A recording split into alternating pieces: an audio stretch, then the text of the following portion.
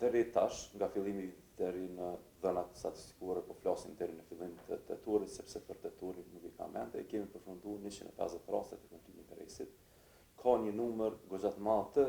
këtyre rasteve që ndërlidhen me punësim.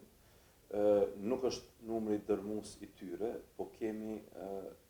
mund të themi rreth 30% ndërlidhen disi me punësim, qoftë me pjesëmarrjen në panele rekrutimi të persona të cilët pretenduat që nuk kanë pasur të drejtë jenë aty, apo edhe me vendimarrjen finale ku nënshkruhet vendimi për punësim të zyrtarëve ku i ndalohet për shkak të afërsisë të këtyre zyrtarëve me ata që janë përzgjedhur, qoftë kjo afërsi e gjakut, qoftë afërsi në biznes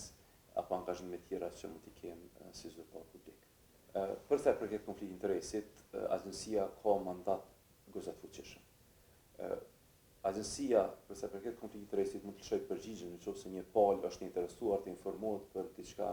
para se të merr vendimin. Mund të nxjerrë opinion, nëse kërkohet opinion për interpretim formal i ndonjë procesi, dhe mund të nxjerrë vendim, e vendimi nënkupton edhe mundësinë për të anuluar një proces rekrutimi, një proces tenderimi. Ne kemi anuluar këtë vit më pak se 10, po nuk është numër shumë i vogël i procedurat të tenderimit, sepse janë lidhur kontratat në konflikt interesit, ku dikush i cili nuk ka pasur të drejtë të jetë qoftë në proces të verifikimit, qoftë e ka pasur ndaluar pas mbarimit të mandatit të jetë përfitues i kontratave publike, është përfitues dhe si tillë ne kemi nxjerrë vendim për anulim të këtyre proceseve. Do kemi fuqi ekzekutive në këtë aspekt, do të vendimet tona janë të zbatueshme direkt në aspektin administrativ, dhe ato mund të sfidohen vetëm para gjykatës kompetente. Vendimet tona janë zbatuar 100%. Ka vendime që janë të sfiduara në gjykata dhe në proces. Ato që janë përfunduar të gjitha janë përfunduar në favor të agjencisë deri më tani. Të paktën po flasim për vendimet e nxjerra nga agjencia në 3-4 vitet e fundit prej se kur jam në agjenci. Kemi një rast të mëhershëm, i cili është vendimi nga gjykata nxjerrë në favor të palës, por tashmë duke krijuar një praktikë të re, për sa i përket kryesisht angazhimit të këshilltarëve politik, pastaj punësimi i tyre në institucionet ku ata kanë shërbyer si këshilltarë politik. Në të kaluarën ka ekzistuar një ndalesë strikte ku këshilltarët nuk kanë qenë të lejuar të angazhohen fare në këto pozita, pas tashmë kemi një interpretim i cili është bërë edhe nga ndihmuar nga sistemi gjyqësor,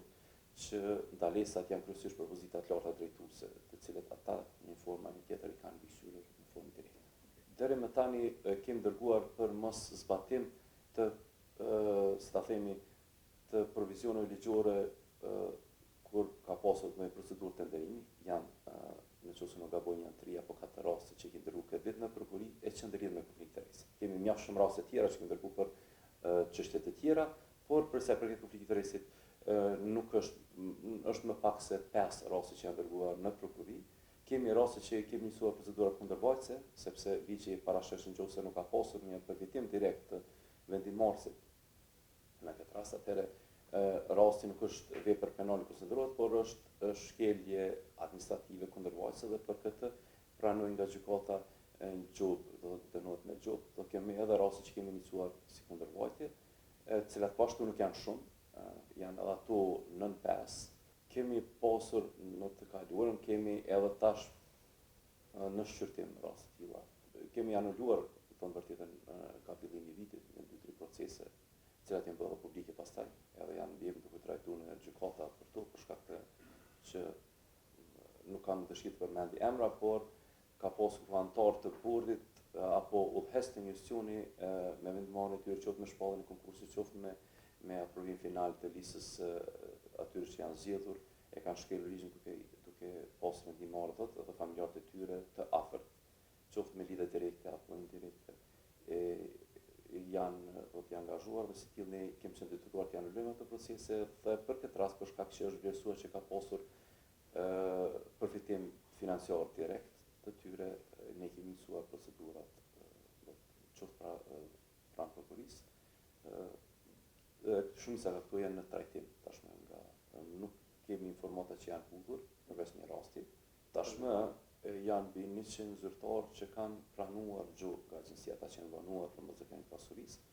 Mbi 70% të tyre e kanë shtyr tashmë gjobat. E kemi argëtuar ato tyra, të cilat nuk janë të vogla, janë 30% të pagës së tyre mujore, pavarësisht nga paga që gjenerohen nga puna që ata kryejnë për sistem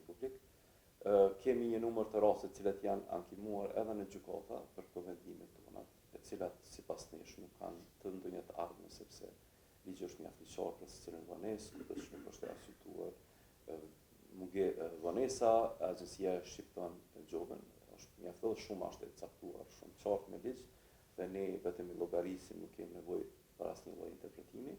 Ka edhe masa tjera që kemi shqiptuar i vetëm gjoba, ka edhe brejtje publike dhe jo publike, apo qërtim publik dhe jo publik që është dhënë zyrtar varësisht nga shkelja, sepse disa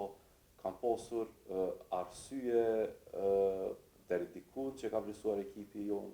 objektive dhe për to nuk është plotësuar kushti i shqiptimit të masës së gjobës, sepse ndoshta ka pasur raste kur vetëm në 3 ditë e fundit është krijuar qasja për deklarim të pasurisë të zyrtarit publik, apo edhe në ditën e fundit. Kemi vazhduar edhe me dërgimin e kallëzimeve penale, do të ketë vit është dikon edhe informatën nëse e përfshim është numri për sa përket deklarimit të pasurisë është mbi 100. Që është e vërteta kemi një numër të madh të këtyre kallëzimeve penale, të cilat janë hudhur nga prokuroria. Fillimisht janë hudhur për shkak të një vendimi të gjykatës supreme, e cila e ka keq interpretuar deklarimin e pasurisë nga vepër penale, siç parashihet në Kodin Penal të Republikës Kosovës, e kanë kualifikuar si kundërvajtje, e pastaj prokuroria duke bazuar në vendimin e Supremës së vitit të kaluar të qershorit, e kanë mbyllur një numër të rasteve për neve pa të drejtë, por tashmë ndoshta nga komunikimi që kemi pasur edhe me Këshillin Prokural, edhe me prokurorin e shtetit, e shohim që prokuroria është duke trajtuar më për neve në mënyrë më të drejtë profesionale e rastet tona, e pastaj mbetet te gjykatat tek e fundit se si vendosin mirë finale,